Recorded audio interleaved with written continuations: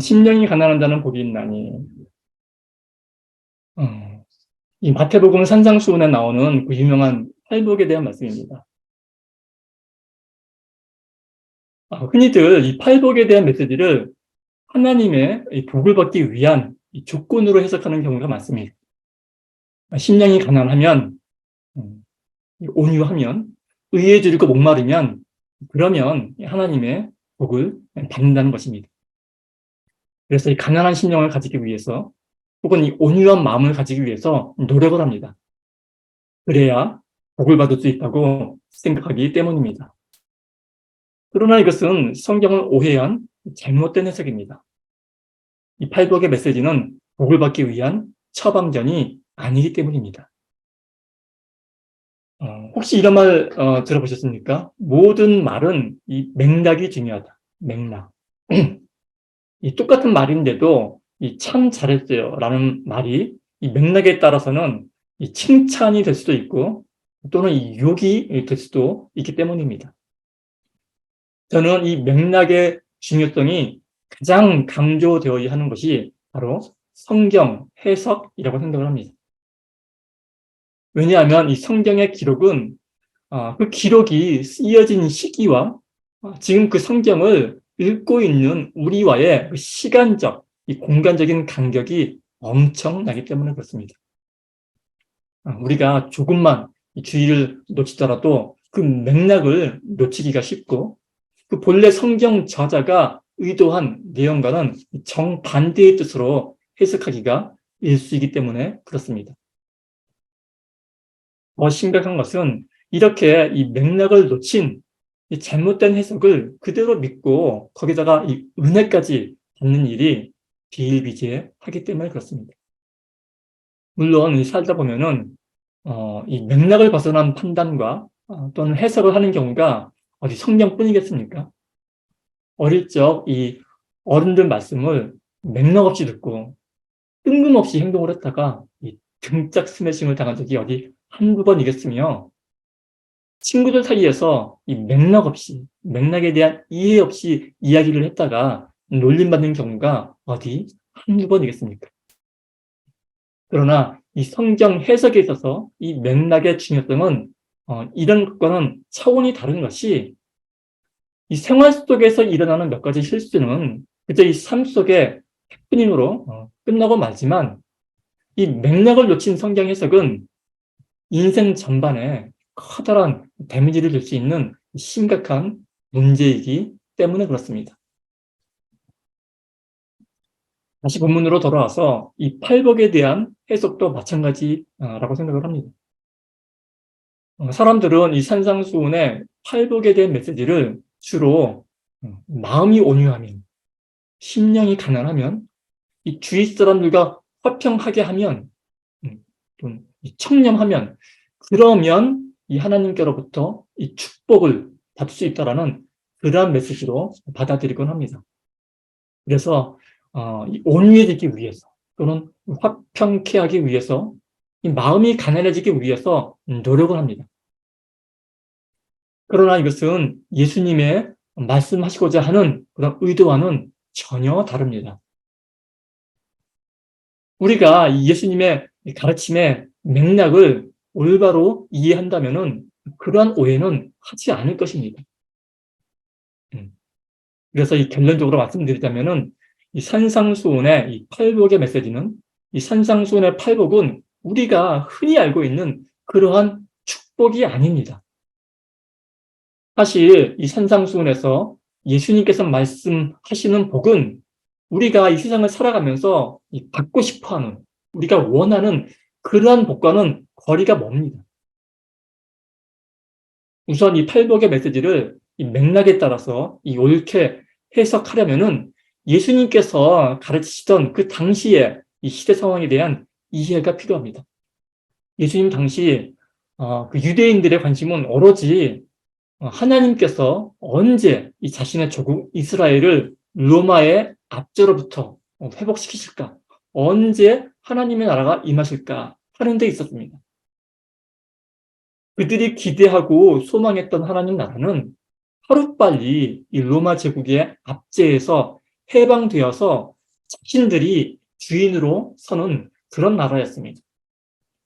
비록 지금은 이 식민지 백성으로 억압받고 이 학대받고 살고는 있지만 언젠가 이 하나님의 나라가 오면 이 언젠가 그들이 그렇게 기다리던 메시아가 나타나면 하나님께서 그들을 해방시켜 주시고 또 축복해 주시고 이 땅 가운데서 떵떵거리면서 잘 살게 해주실 것을 믿었던 것입니다. 이렇듯 그들이 믿었던 하나님 나라는 율법을 열심히 지키면, 제사를 잘 드리면, 이 신앙생활을 열심히 하면 하나님께서 그에 대한 보답으로 축복을 주시는, 축복을 내려주시는 그러한 나라였던 것입니다. 그래서 그들은 이 경건함과 열심으로 삶 가운데서 신앙생활을 해야만 했던 것입니다. 또한 유대인들은 이 하나님 나라는 신체적으로 건강하고 온전한 사람만이 들어갈 수 있는 그러한 나라라고 생각을 했습니다. 그래서 이 질병과 이 장애는 하나님의 징계요, 이 저주받은 증거라고 생각을 했기 때문에 이 병들고 장애가 있는 사람은 하나님 나라에 들어갈 수 없다고 생각을 했던 것입니다. 장애인과 마찬가지로 가난한 사람이나 창녀, 세리 이런 사람들 또한 도움의 대상, 이 구제의 대상이 될 수 있을지언정 하나님 나라의 초대를 받을 수는 없다고 생각했던 것입니다.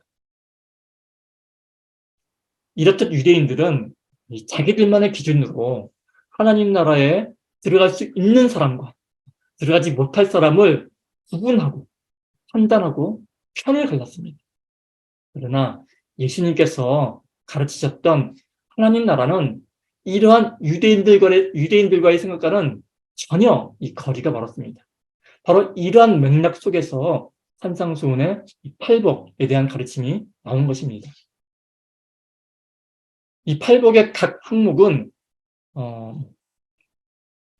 복이 있나니 이는 이러이러한 사람 이러이러하며라는 이러한 어떤 틀 속으로 표현이 됩니다. 복이 있나니 이는 뭐뭐하며라는 이러한 말은 언뜻 들으면 마치 복이 있기 위해서는 어떤 조건들을 충족시켜야 한다라는 그러한 말씀처럼 들립니다. 심령이 가난한 자는 복이 있나니 천국이 저희 것이며 라는 말은 이 천국에 가기 위해서는 가난한 심령을 가져야 한다. 이런 말처럼 들리기도 하고, 또는 이 온유한 자는 복이 있나니 저희가 땅을 기업으로 받을 것이며, 이런 말씀은 이 땅을 기업으로 받기 위해서, 이 부자가 되기 위해서는 먼저 온유한 사람, 마음이 넓은 사람, 그런 사람이 먼저 되어야 한다. 이런 식으로 들리기 때문입니다. 그런데 이 본문이 쓰여 있는 이 헬라어 원문을 직역해 본다면은 이 복이 있나니라는 말은 단지 이 복이 있다라는 말을 강조해서 표현한 것에 지나지 않습니다. 이 헬라어 원어의 어순을 지켜서 본문을 다시 직역을 해본다면은 이렇게 될 것입니다. 심령이 가난한 자는 복이 있나니 천국이 그들의 것이며 라는 말씀은 복되도다. 너희 심령이 가난한 자들이여 그들의 것이로다 천국은 이런 식으로 배열이 될 것입니다.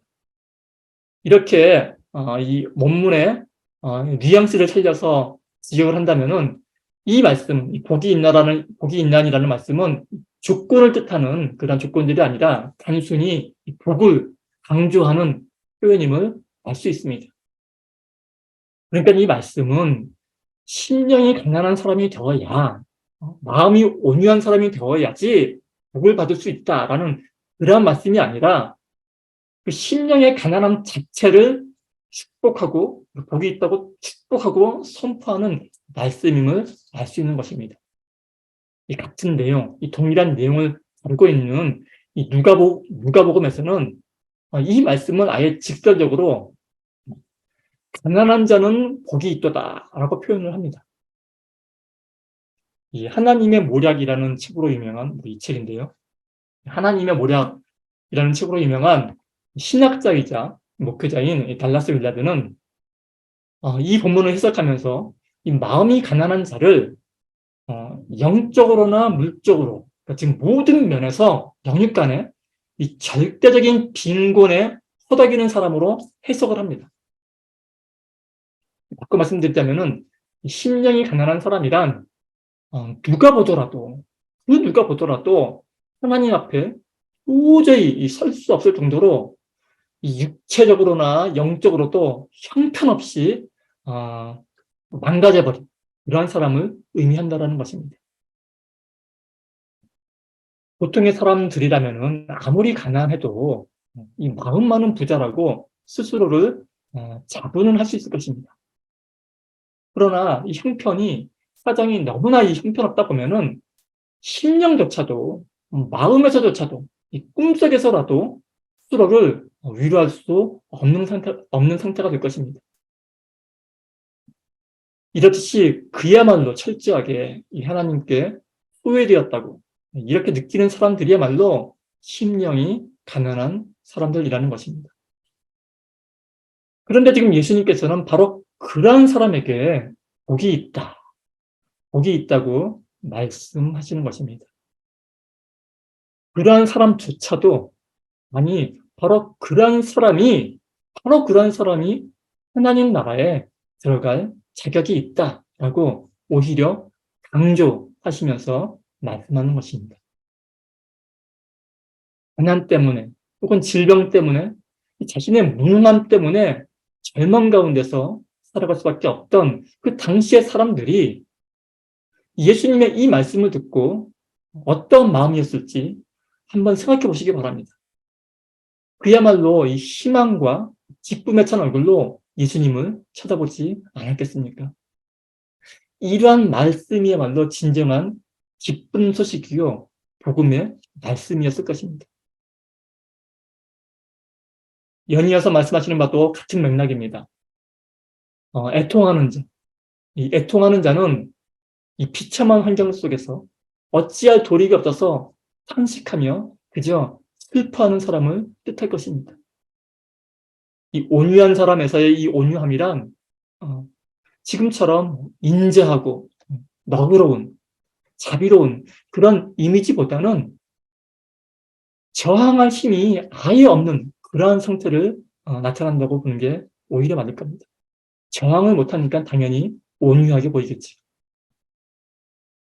의에 줄이고 목마른 자는 이 의를 갈망한다라는 말인데, 곧 이 정의, 이 공의가 절실히 필요한 사람을 뜻할 것입니다.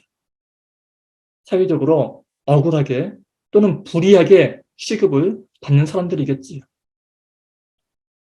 또한 긍휼히 여기는 사람이란 이 복수와 보복이 너무나도 당연한 이 당시의 사회에서 이 복수를 포기하고 긍휼을 베푸는, 이 자기 밥그릇조차도 챙기지 못하는 그러한 어리석은 사람일 것입니다.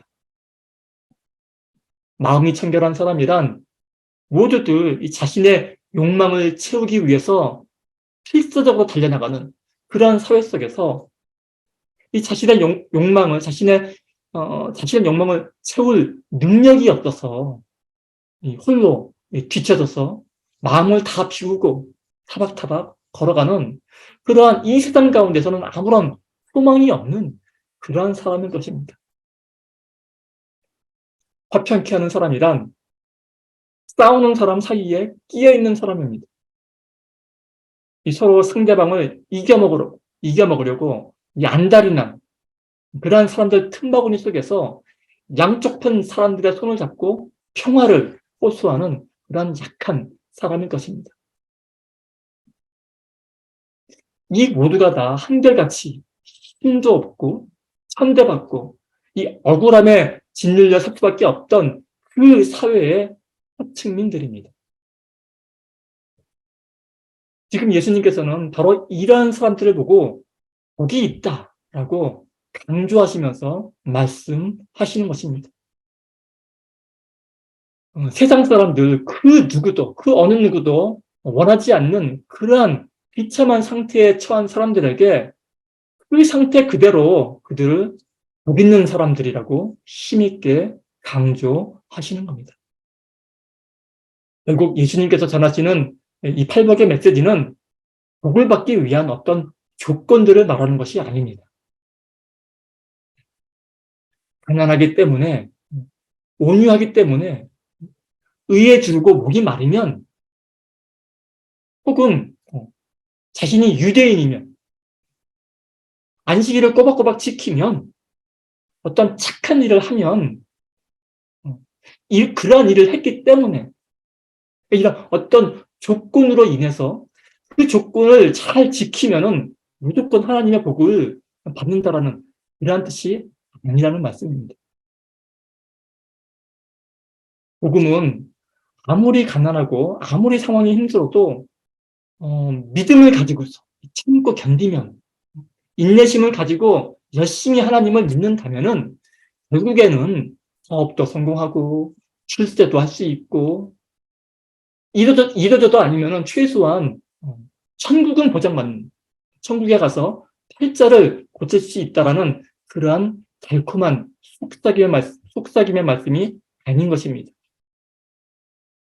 복음은 지금 당장의 행동을 저당 잡히고 받아내는 이 다가올 미래에 대한 축복에 대한, 다가올 미래의 축복에 대한 약속의 말씀이 아니라는 말씀입니다. 복음이란 지금 이 순간 내가 누릴 수 있는, 지금 이 순간 내가 온전하게 누릴 수 있는 절대적인 기쁨에 관한 소식입니다. 복음이란 어떠한 조건이나 상황의 변화 없이 지금 이 순간을 내가 온전하게 누릴 수 있는 무조건적이고 절대적인 기쁨에 관한 소식이라는 말씀입니다. 우리가 그 어떠한 상황 가운데 있더라도, 사업이 부도가 나든 불치의 병에 걸렸든 아니면은 폭풍우가 몰아치는 바다 한가운데 있든 아무런 상관이 없이 바로 지금 이 순간, 지금 이대로의 모습 그대로를 하나님께서 기뻐하시고 그대로를 받으신다라는 그러한 메시지인 것입니다. 성경 말씀처럼 바로 지금이 구원의 순간이에요. 그 어디나가 하늘나라요. 지금 이 순간이야말로 기쁨을 누릴 수 있는 유일한 순간임을, 유일한 시간임을 외치는 메시지가 바로 복음의 메시지인 것입니다. 그러므로 이 산상수훈의 이 팔복의 복은 상황과 여건의 변화와는 상관이 없는 절대적인 복을 말합니다. 진리를 깨우친 자만이 누릴 수 있는 진정한 복을 말씀하는 것입니다. 우리가 흔히 오해하는 것처럼 마음이 가난해져야 누릴 수 있는 그런 복이 아니라 마음마저 가난해도 누릴 수 있는 복이고, 의에 줄이고 목이 말라야 누릴 수 있는 복이 아니라 의에 줄이고 목이 말라도 기뻐할 수 있는 그러한 복이라는 말씀입니다. 말씀을 정리하겠습니다. 우리는 늘 신앙생활을 하면서 어떤 조건을 지켜서 그에 대한 대가로서 하나님의 복을 얻어내려고 합니다. 그러나 그렇게 해서 우리가 얻게 되는 것은 설령 그것이 우리가 간절히 원했던 기도 제목일지라 하더라도 그것은 삭세에 불과할 뿐이지 진정한 하나님의 복은 아니라는 말씀입니다. 예수님께서 당시의 유대 백성들, 자신의 동포들이죠. 자신의 동포들, 바리새인들, 종교인들에 대해서 때로는 안타까워하시며, 때로는 질타하시고, 때로는 연민으로, 때로는 이 피를 토하는 심정으로 설파하셨던 말씀은 단지 한 가지입니다. 무엇인가를 열심히 해드려서 그에 대한 대가를, 하나님으로부터 그에 대한 대가를 받아내려는 그런 습군의 모습, 종의 신분에서 벗어나서 하나님을 사랑하는 진정한 자녀로 거듭나라라는 그러한 말씀인 것입니다. 다시 한번 말씀드리지만 이 팔복의 메시지는 하나님의 축복을 받기 위한 가르침이 아닙니다.